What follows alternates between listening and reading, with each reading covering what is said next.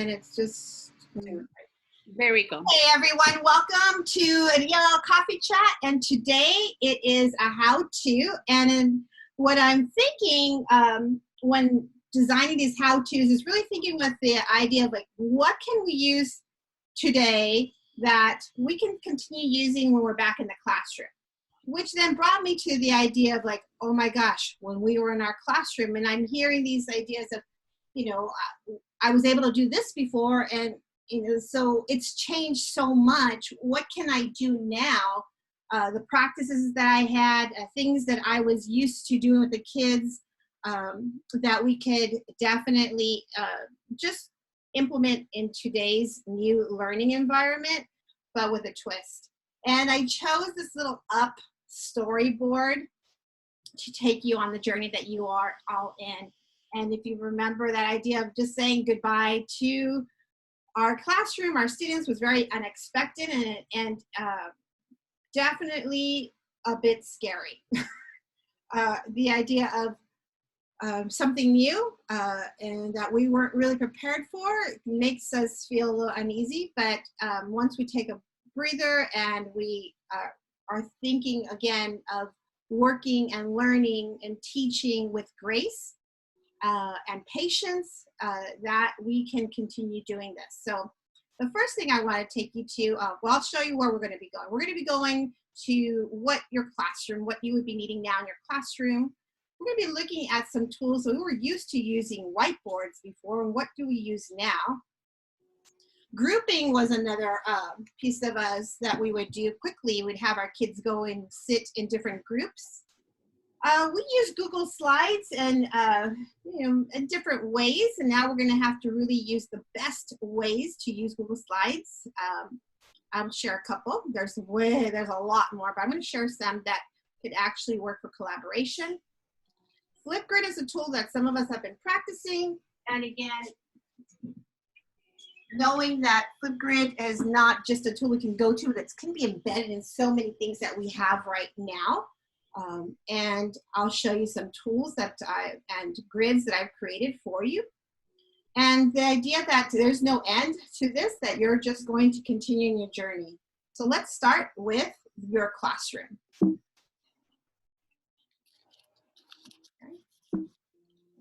Okay. So your classroom. I am going to show you something, and well, if it was, well, you are my classroom. My teachers, you're my teachers, you're my students, just like your students are. Your students are your students, and they're also your teachers. You are constantly learning from one another. You're in this virtual classroom now, but we need to still have that physical setup. So I put here together some things that you might want to consider to make you feel a little more like you are in your classroom, and to consider these tools, the setup, the procedures, so that you could feel successful, comfortable, and prepared. So the teacher's work area is number one. You may have had, you know, flexible seating, or you may have shared a classroom, but you always had a place. Oh, I see a misspelling. I'll fix that. You always had a place for you to do your work. And so you need to consider these ideas, not only the digital, but physical tools you're going to need. Some writing tools. How do you call on students now? Some visuals for modeling. We had maybe in our classroom our whiteboards. We may have had charts. And then how do we get our students' attention, and monitoring tools and checking for understanding. So I'm going to show you what I have in my little office space right here.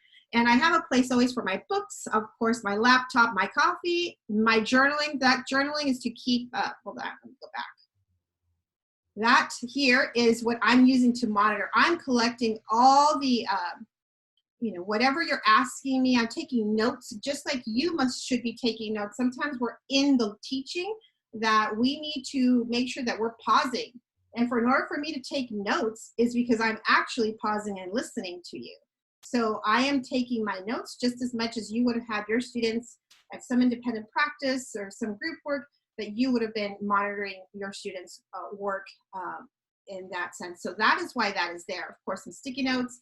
In this little area right here, I have, let me go ahead and show you. Here I have some things I thought of even with adults. sometimes you are starting to talk and I can't hear you, so I made this little tool for showing you to turn on your mic because we can't hear you, or to turn off your video. And this is a pom-pom in the back, and that's to celebrate you, and I'll show you once I turn this off. Another thing that I have, of course, are all the things, the markers, and you do need to invest in some, even though we're doing everything digital, you need to have some tools for you, and then considerations of what you might ask your students to have. And everything is close by, of course, little sticky notes. Okay, so here we're gonna, and I'll model this for you. This piece right here is a makeshift mini whiteboard that I have. And I remember being in the classroom where we couldn't afford those beautiful whiteboards all the time. So we would just get pocket protectors. This is a Ziploc bag. And I just put a piece of paper in here. And I'm going to show you what else I could do there. Obviously, this is just and I could go out and buy myself whiteboard, and I can go out and buy myself chart paper. But I also wanted you to think about how it could be the things that we could ask our students to find at home. I had push pins, they might have tape, anything that you might consider for yourself as well. So this is just a piece of chart paper I had. And then, all right, we might have pocket charts that you went and bought, but some of us didn't have that, or we weren't able to go grab it. And so this is just made from, as you can see, these are manila envelopes. Not manila envelopes, they are file and folders. And I just cut the front and stapled, as you can see, and made a makeshift pocket chart. And that is what I would use in my classroom. Okay. And I think what I want to show you is, how do I make sure, I'm gonna stop share. I wanted to show you my classroom. Can you see me? Okay.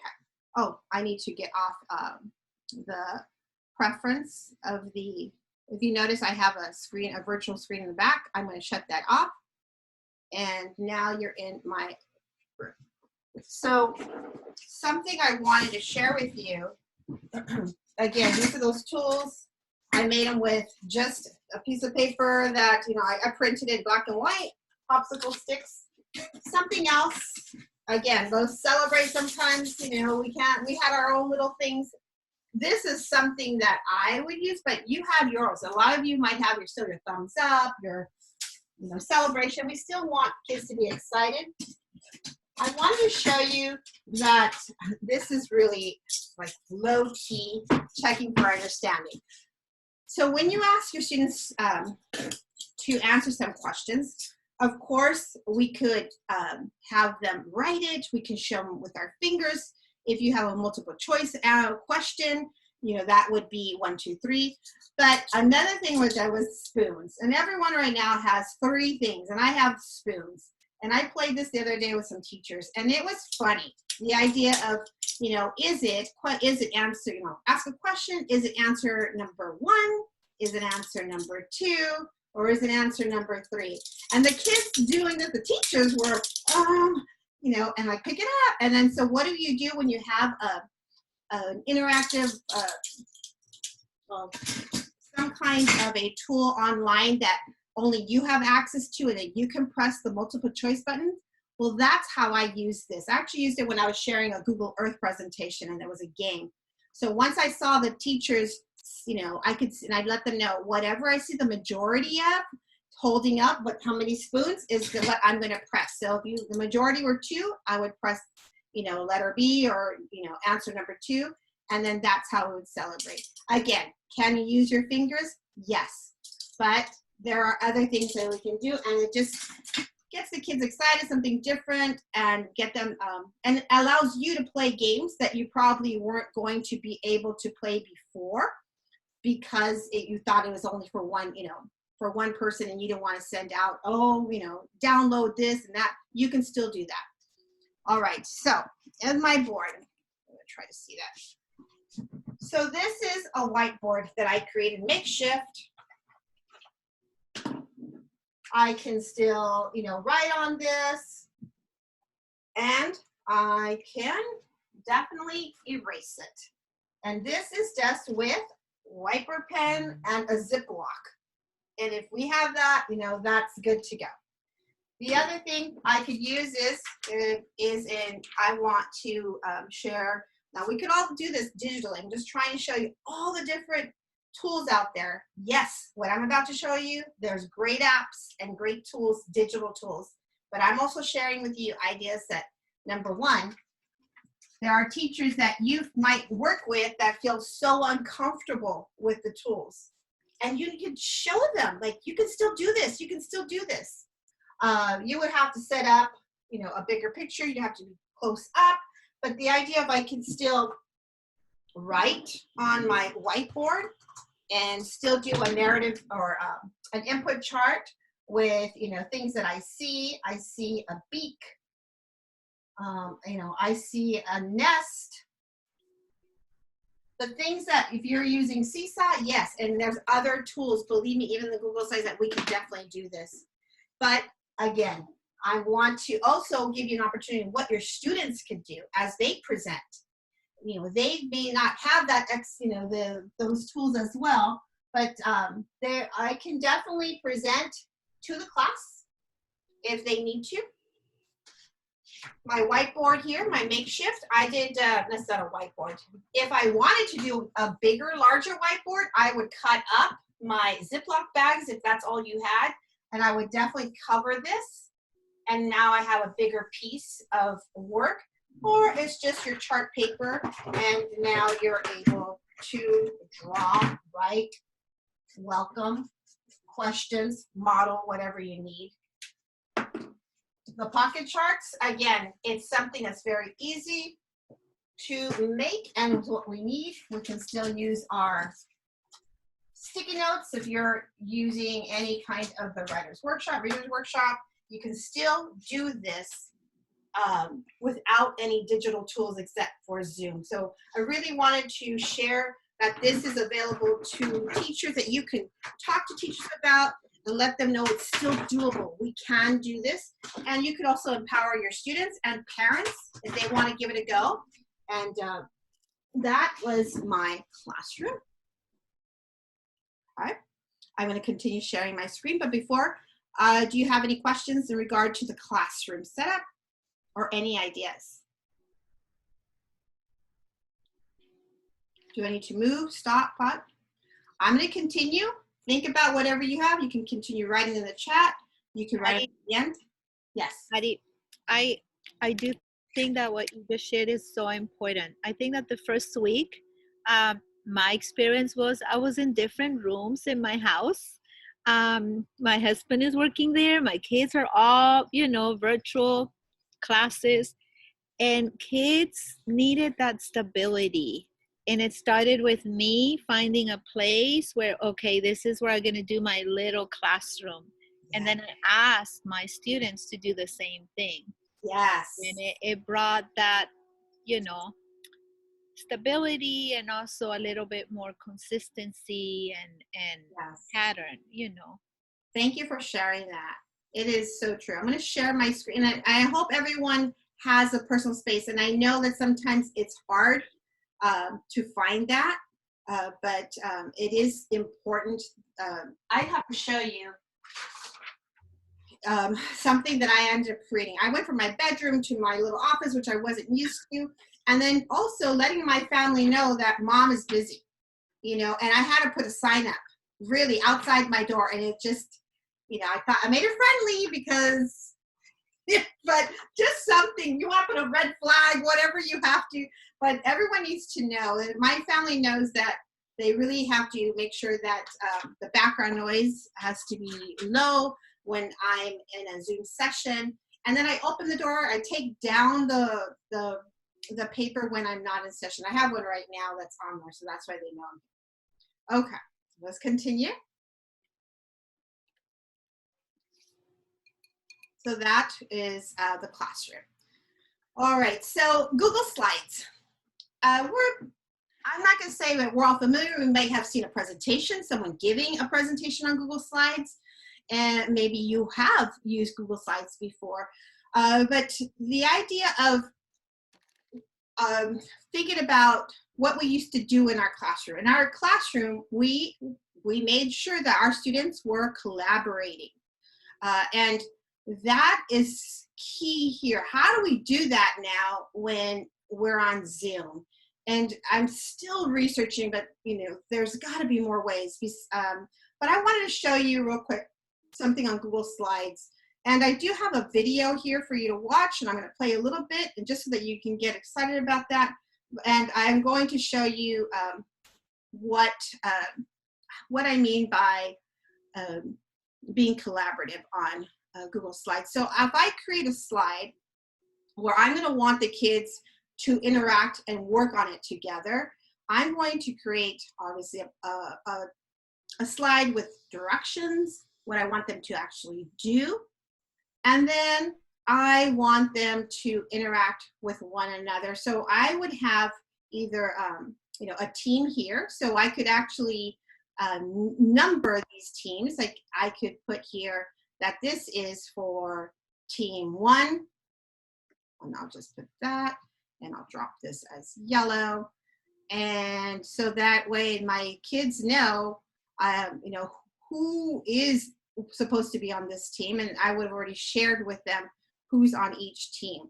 And this way, they don't have to be rushing towards, getting a slide, which is a possibility, and you just have it set. So let's just say that this one, I have 3 teams, and so 3 people are working on these slides. So 3 people per slide, and that one makes my group.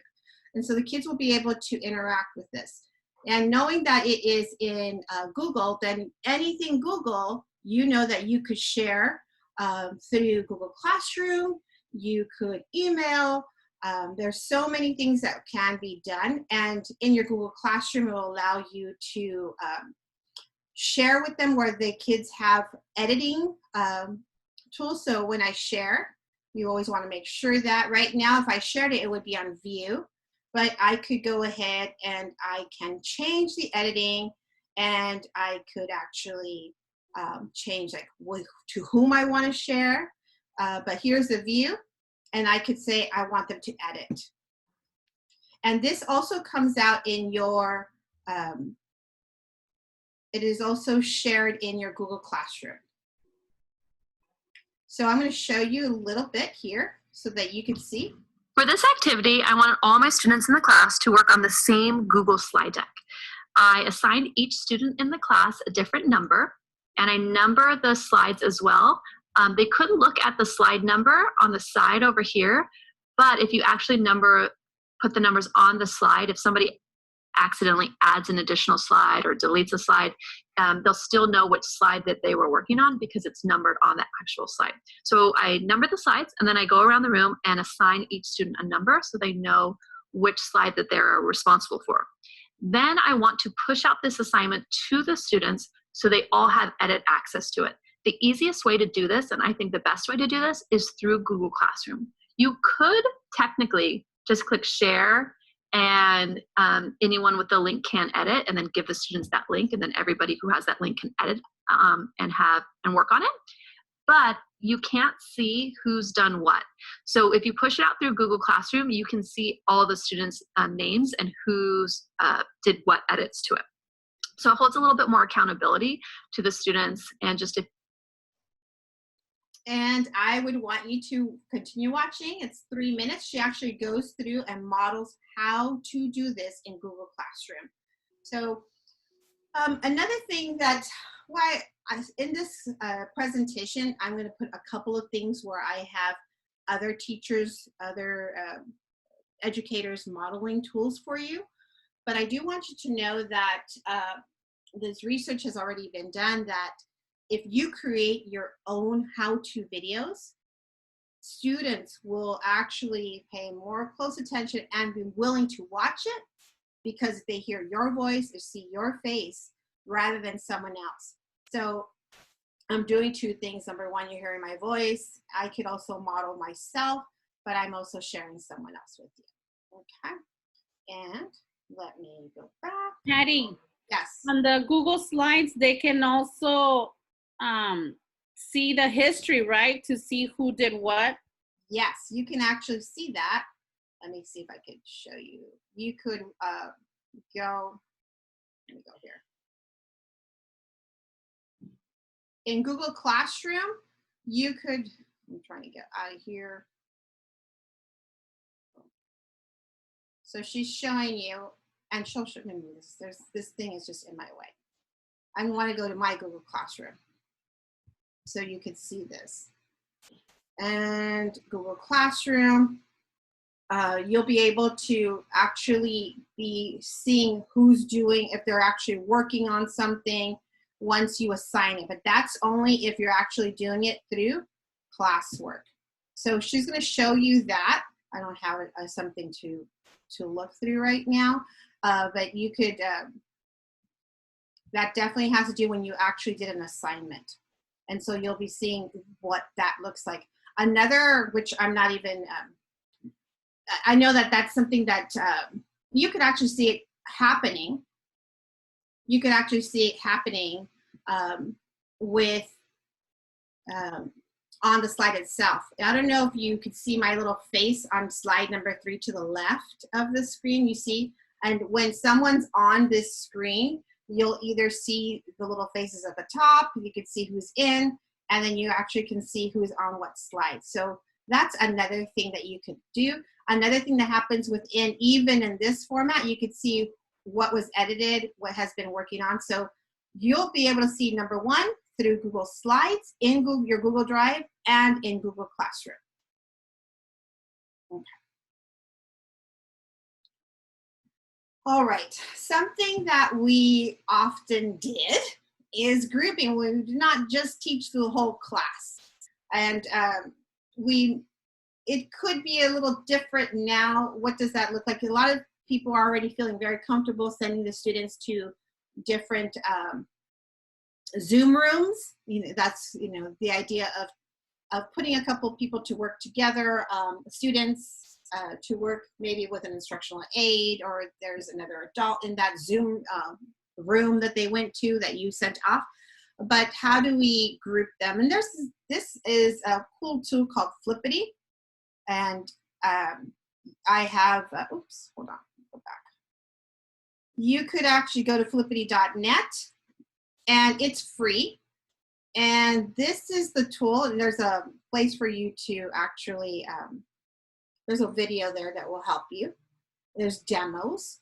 All these are cool tools to be able to, specifically for how to pick your groups. Let me go back, and I'll share a little bit so that you can get that feeling of how that works. Since we're on the topic of group activities, I thought that I would show you a web resource called flippity.net. They have a bunch of different templates for different things that you can play around with, but I want to show you the Flippity random name picker and also group creator. So if you go to flippity.net and you choose the Flippity name random name picker and click template, it's going to open up a Google Sheet for you to make a copy of. So you're going to click make a copy. So you will need to be logged into Google in order to make a copy of it. So make sure you're logged into Google. Click make a copy. It might take a second, like it's doing right now. And it'll give you this Google Sheet and a place to put students' names. I'm going to put my students' names right here. So here's some students. These are actually teachers at our school. And you then have to click File, Publish to Web. So File, Publish to Web, click Publish. This is like the most important step. Okay, that's all you need to do. So then just exit out of there. And then at the bottom, it says, get the link here. Click get the link here, and there'll be a link. So click on the link.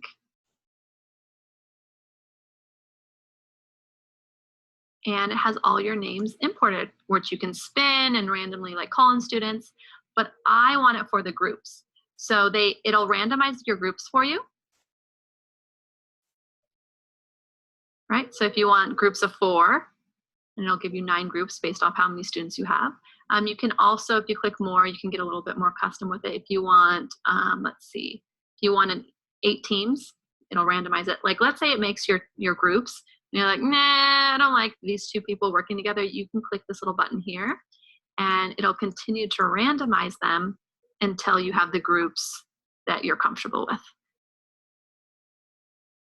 So that was flippity.net, and I thought about putting it here. You're like, well, because it will help you with creating that group assignment. Maybe it's going to be something that you want them to work on a Google Doc together, Google for any kind of work assignment that they can work together is going to be. We want that to continue, and we know that our English learners, they thrive on that. They need to be able to collaborate with one another. So this is just one quick way. It could also be a way for you to, if you're meeting with students, a fun way that they're going to say, who's going to work, who's going to be in a small group with, Mrs. Mendoza tomorrow. And so I can create that with them. So that is a grouping tool. All right. Any questions around the grouping tool before I continue? All right. Write your questions. Interactive whiteboards. So I shared with you one possible whiteboard that a student can use, or you can use, made out of a Ziploc baggie and a piece of paper.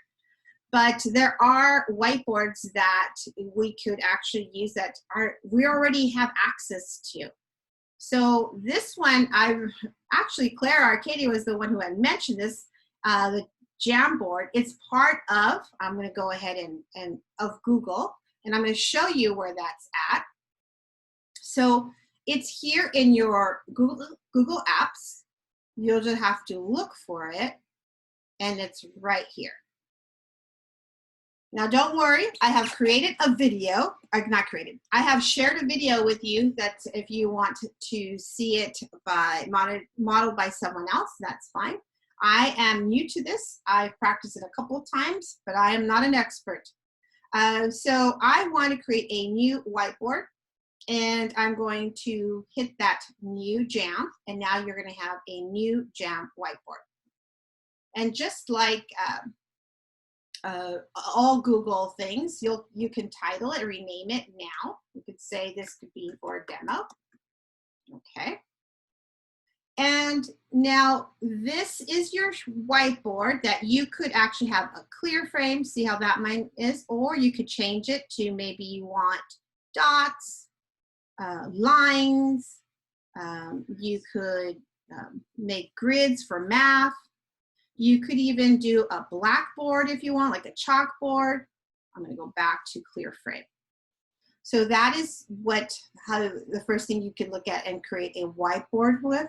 You could also see at this top right here, you could already decide how many of these whiteboards you want, and by clicking it, it will actually give you another.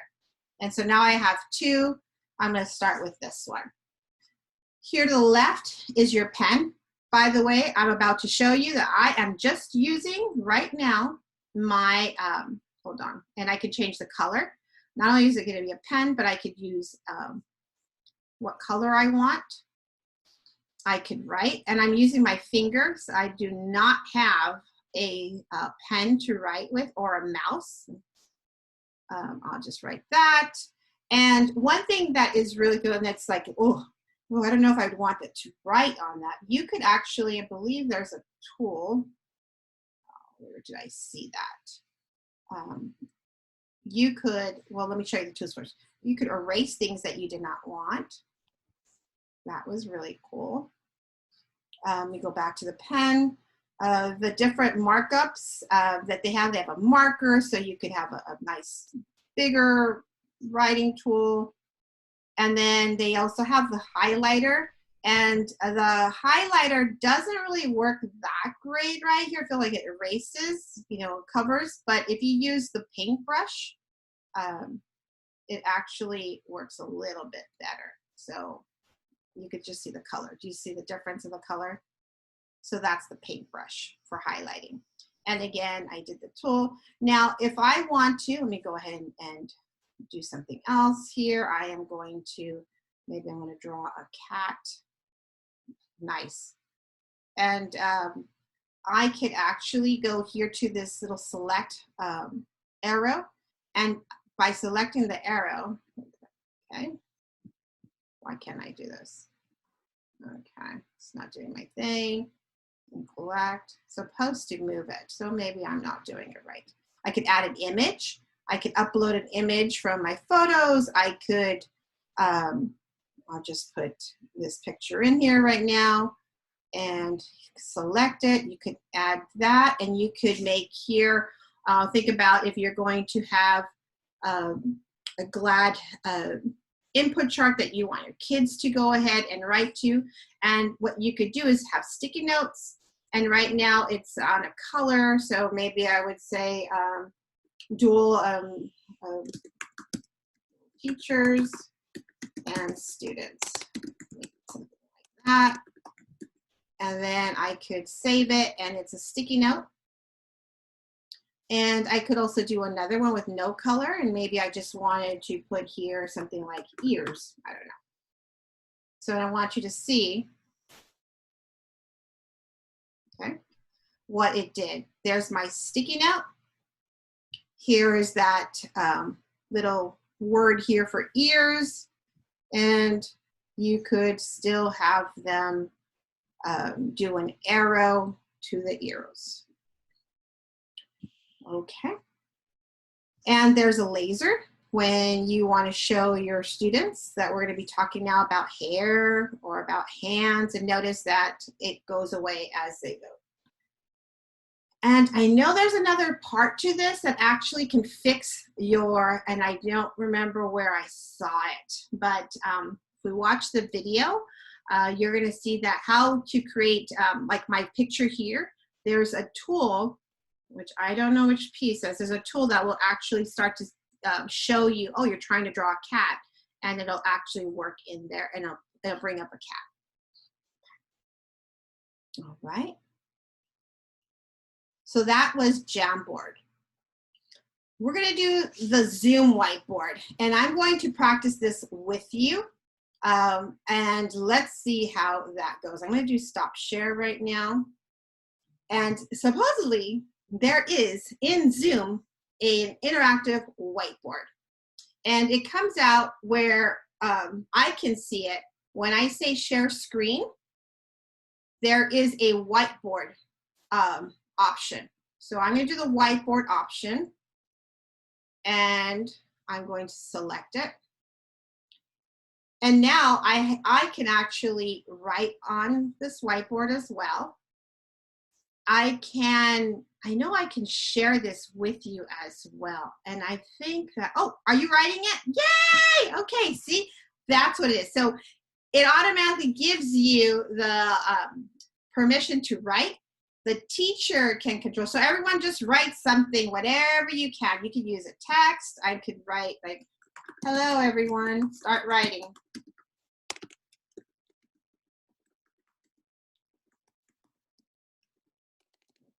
Or drawing.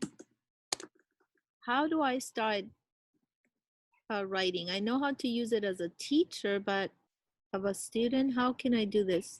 Lorena, what did you do? This is the first time I'm using it too. You have to choose annotate. Oh, okay. And where is that? See, on my end, I can only see my board. It says text, draw, stamp, spotlight, erase. I don't know if it comes out in anything else for yours, but I don't see yours. Do you see yours, anyone showing? I don't see annotate. Okay. And I can't, and if I gave anyone else the option.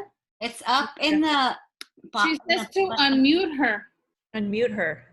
Didn't know. It's up where the green button, it says view options. You push Oh, that and it says but where it action. says share screen. Yeah. You're all unmuted right now. So, and then you push annotate and it gives you what do you want to do, a mouse, text, draw, stamp. Adriana, where did you say? Where do I go? You know where Patty's thing says share screen on the top? Yes. Oh, view It options. says view options, and then you choose annotate. Girls, this is so funny.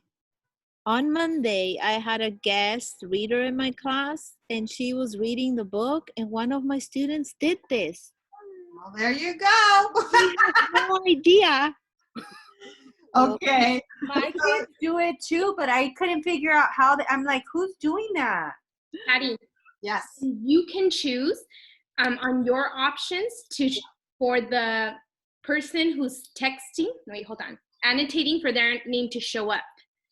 Because, for example, you don't know who made those hearts, right? Right. But you have options to see that. Wow. I'm looking here. Allow. I'm going to play. Allow. I'm going to see save, clear, share. Participants I can see, but I don't know where the other is. So my screen is stuck. I can't get out of here. But I know you do have the. So the host can actually see who annotated. No, but it shows it up for it shows for everyone. So I don't know. So on the screen, it'll show Yes, it will show on the screen. as you're writing it, who's writing it. Yes. And I can't see that right now. Maybe it's because I'm on share screen. I don't know. I'm looking at participants. Do you I'm think looking it's at whiteboard. And if you Options? Sorry. Do you have a view options, Patty? Up on top, yes. No. No, where you're sharing your screen. I'm in share screen right now. on the bottom, Can you let me share my screen? I can try. I'm wondering make if her the host.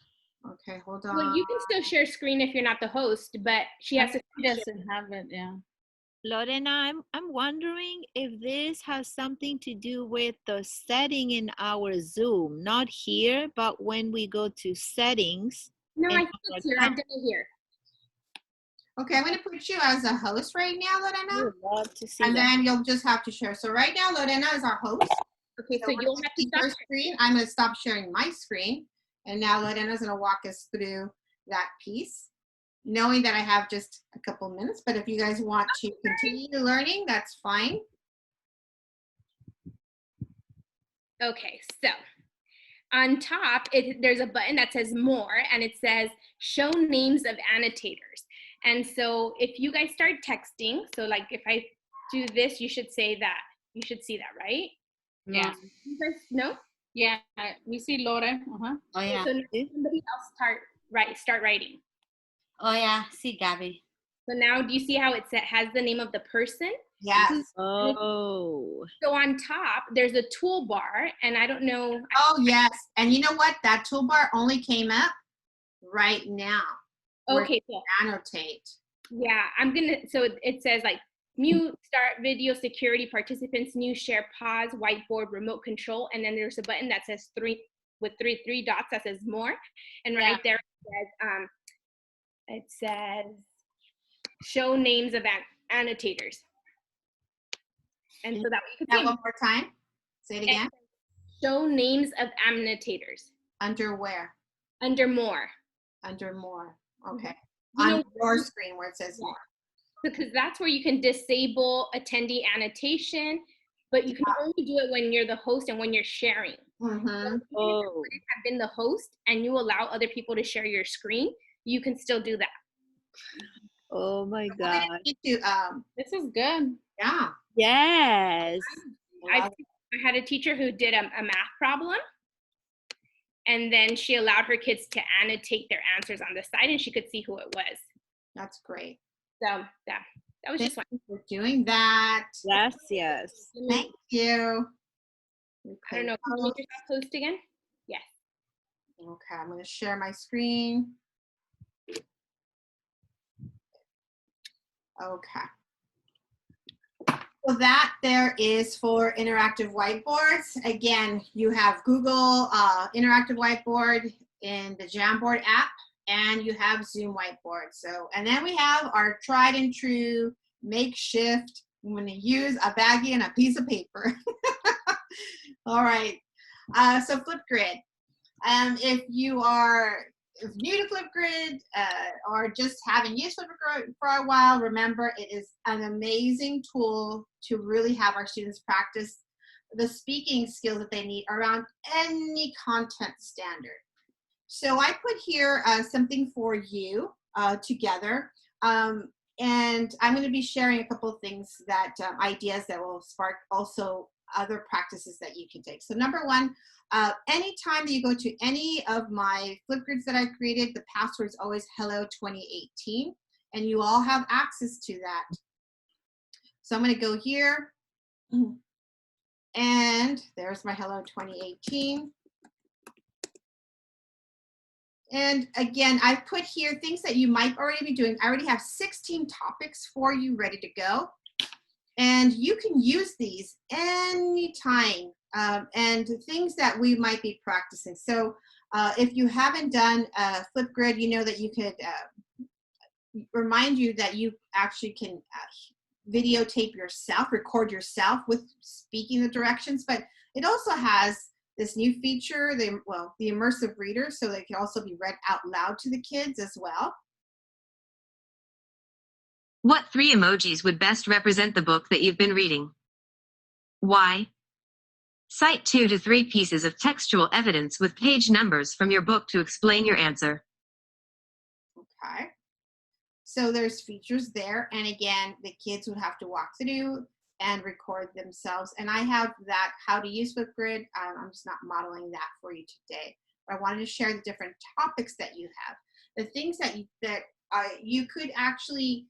I put together some things that you could use at the beginning of your class, and also use it as a fun game. So the Would You Rather, some really cool ideas of what they could be doing. And it's always in the why. So whatever games we could do, the kids are having a good time just by adding the idea of having them explain why now is actually going to support a standard and skill that they so need to.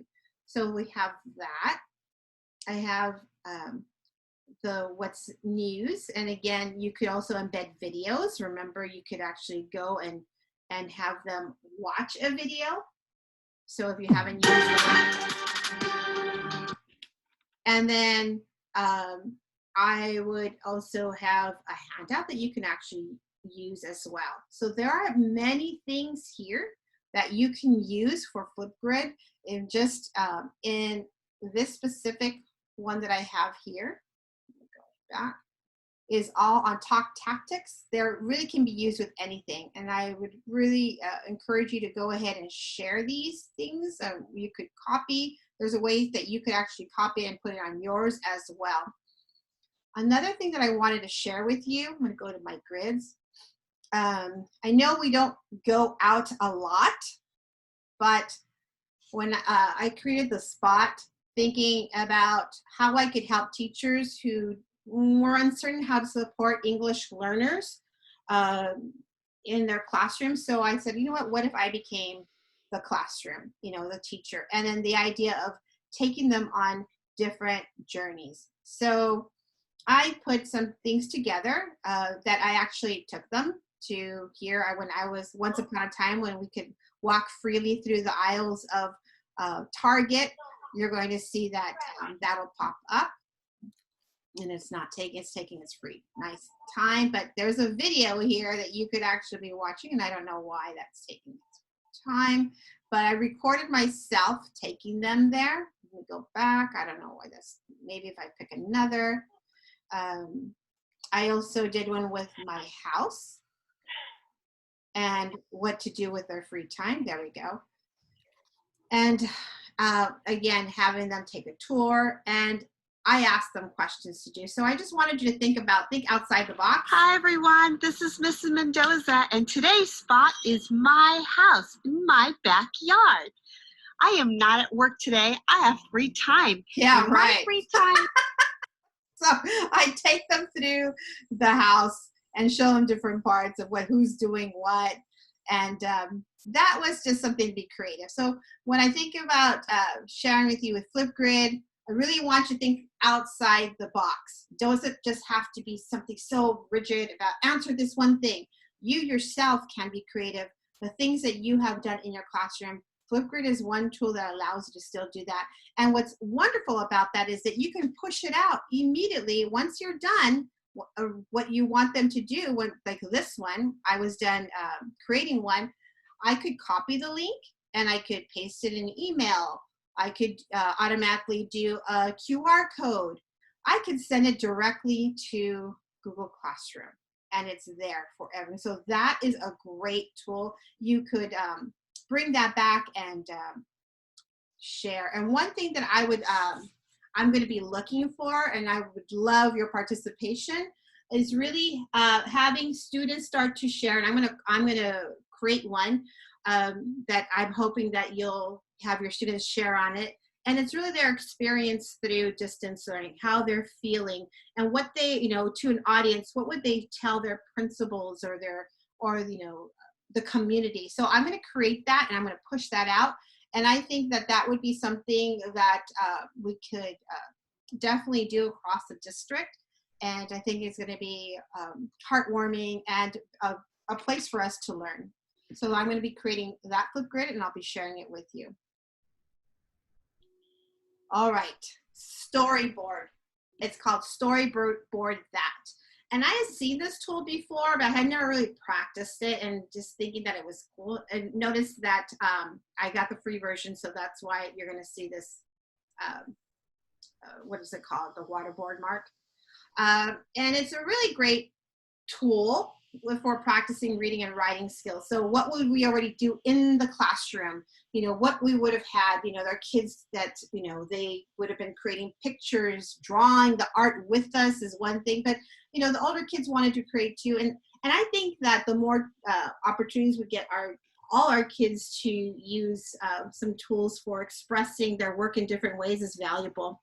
So I would use Storyboard anytime after I read something. And I know a lot of you are having kids read things, or it could be after listening to a presentation that you created and content, you know, when you're giving input.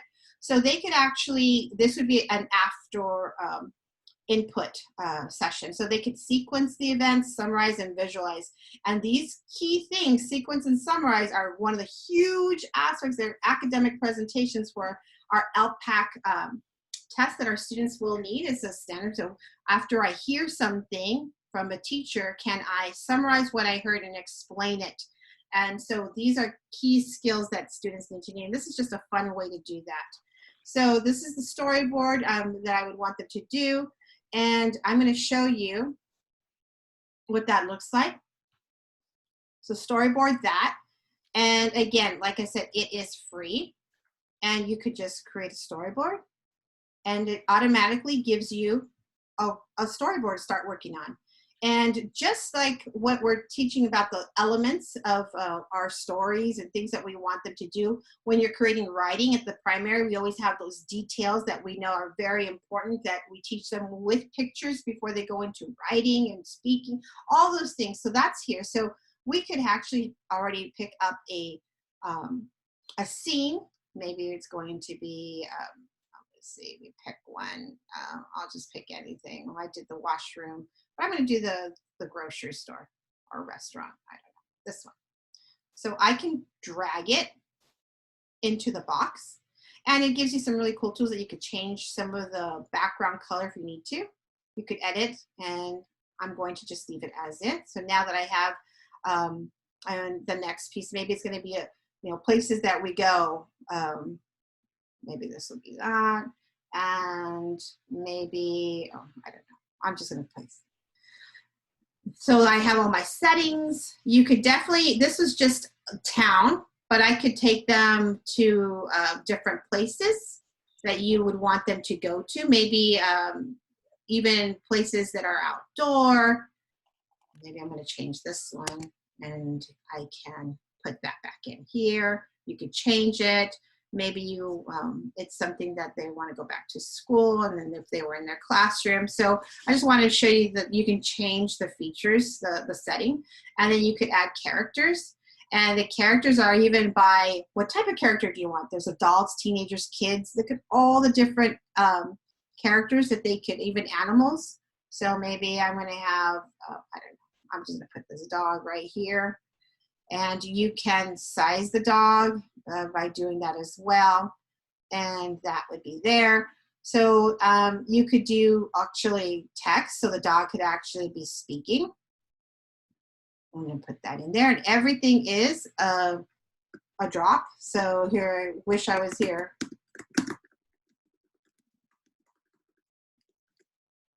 And again, you could edit that. And that, my friends, is how to, you just have to do, again, I'm doing this with my fingers. You can go through all the parts that you need. You can do shapes. They could do, you could upload different things into your own screen, but this is definitely just something to use. You could actually go ahead and save it. And you could, because it's free, I can only create 2 storyboards per week. I just wanted to let you know that. 2 storyboards per week. And of course, it's a purchase one, but at this point right now, we are just, we're asking all our teachers, whatever you're using, if you find it to be interesting, something that worked really well, you know, during this time, they are considering purchasing things that you might want to use. So that would be what it looks like. And then you could actually download it. You could print it. So if I want to download it, and it'll tell me, where do I want it? Do I want a PDF? Do I want something else? Do I want to put in a PowerPoint? You can make a GIF. So it has all those features. Let me go back. Right. Okay, everyone. So that concluded my little presentation on things that we were used to doing in the classroom. What would that look like today? I'm going to stop sharing, and I'm actually going to stop recording right now. I hope this was helpful, and then I will stop so I can get more questions from you. And I will. I've been like just finding some and just putting on these. So see how this one she had shared, and then I just like copied it and pasted. But they have like all these backgrounds now, even Star Wars, or even like for the virtual field trips. They have them here linked. And so they just, you know, and the nice thing is that they're sharing like the actual slide where you can make a copy of it.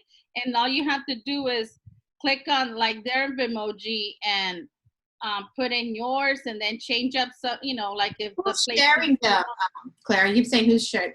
I saw it. It's like on a Facebook group. Oh, okay. Craze for Bitmoji. I'll look it up right now. Okay. But yeah, I mean, I got like addicted like within the last couple of days, and just been like, you know, downloading them and stuff. But and then you can also add them to your banner on your Google Classroom. Let me show you one that they have for that. Look at the friends. They have so here, say like for the friends, they have, you can put like all your grade level team, like your Bitmojis for all of you, and send messages to the kids. That's cute. I've been seeing that. It takes a while. Yeah. But see, so here's the couch, and on the side, like you'll see like there's like all of the different scenes that they have from like Monica's house. Apartment. Wow, So, they're really being creative. Yeah. Cute idea. And then they have like I saw like, so, and then this one is ongoing. So anytime new teachers, like, so these are live. So if you want anything, you can just copy it. But yeah, they're adding new ones each time to them. So. I love it. That is such a great tool. I'm definitely going to use that. I'm going to try that out and find it. I ended up recording you during that session just to have it as a reminder. And then on this one, there's like even they do their daily agendas using this. So here you see Agenda Tuesday, and here she clicked a video. She added a video on how to do it. Yeah. But yeah, so they'll add like all their agenda for the day within their Bitmoji slide. Oh, that's cute. It goes with the, and then that's exactly to tell everyone that we should always create a video intro to our weekly lessons. It's so helpful, so empowering to the students and to the parents who really now can get an idea of what the expectations are for the week. And parents could actually just take a listen to it even on their phone. So I keep saying K-12, definitely share what the expectations are in the week, the first slide, 100%. And I just love the creativity of the teachers who are coming up with the little Bitmoji backgrounds. I love it. Yeah, like this one, she even added the talking with the my pet. What is that at? My pet something, my pet talking or something like that. And so they make the little they like have her. Yeah, you can also use Chatterpix. Mm-hmm. She'll actually be talking and explaining like what the kids, this takes forever. I see like when I share my screen, it's like everything goes slower. Okay, anyways. So you click on her and you'll be able to see that she has like for that one, like a whole Pac-Man game and stuff, but it's like for upper grade, but. Oh my goodness. I love it. Thanks for sharing. Share that. We're gonna go back and now I'm gonna be creating something. Yes. It's so much fun. What was the name of that Facebook group again? Let me see. Because it's addicting and it's cute. Let me stop your, oh no, I'm gonna keep on recording until you find it. I'm also looking at my Facebook and looking anything Bitmoji. It's addicting. Once Clara sent it to me, I spent my whole weekend. Right? And at the Facebook page that Clara's gonna show you, they have a video that actually shows how to do the backgrounds. Oh, great! Yeah. Like this one was Pravati's. She shared that, and I'm like, I thought, wow, it's just creative. Yeah, so I was like helping her. I was like, okay, no, you can like. So see that this is her whole weekly thing, and you can add the links to it. Mm-hmm. I think it's so cute. I love the one with the book with the library that you had accessible.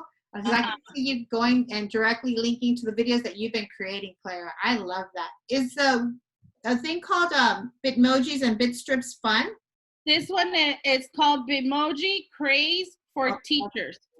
Oh, I like it. Craze for teachers with a K. Craze is CRAZE. Emoji found it. So and everybody's so nice and everybody's like thankful like for everybody. So see here, I was probably on it. See, love it. Like even teachers that are sharing classrooms or like, and I saw a lot of like high school teachers actually using this. Because that's their daily check-in and they put their assignments every morning. They'll like put those up. I love it because one of the things that you said from the beginning, and any when just to see the Bitmoji face, like, oh my gosh, that looks like, is that my teacher? Or so it doesn't matter what age that is. I think it's a lot of fun. So yeah, it's Bitmoji Craze for Teachers. Clara, what was the Google Classroom that you were talking about, the banner? Okay, let me see. I have a video to share with you on how to actually size the banners, and actually you can make banners that are that you can actually make them move. So like a GIF or GIF. Mm-hmm. Classroom banners.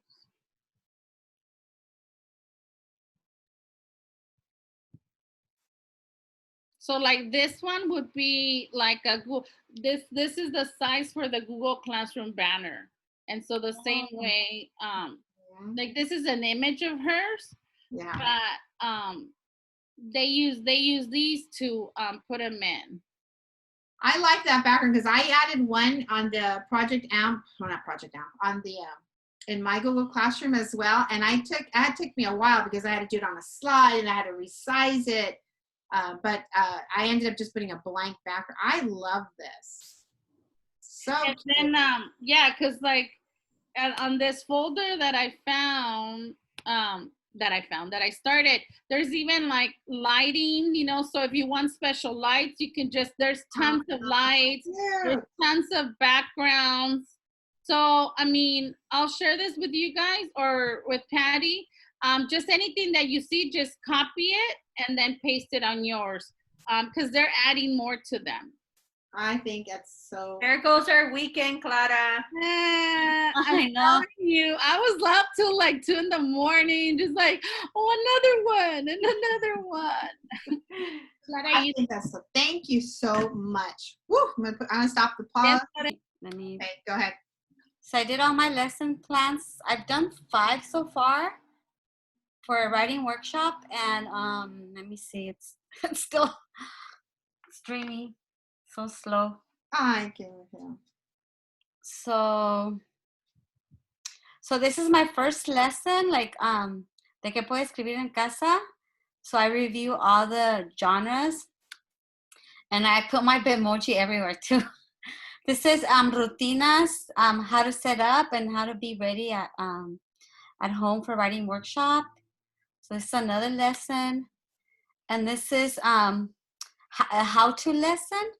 So I go over this, and then this is the second part. I type my lesson right here, and then oops, this is like the end of the lesson, what they should do after they do. So this is another, and then this one is cómo hacer una crítica, or so I give them the ideas what they can write about, and I try to use things that are common to them, like sopa de fideo and home too, loteria, right? Yeah, and stuff that I know that my kids like, or that they're doing.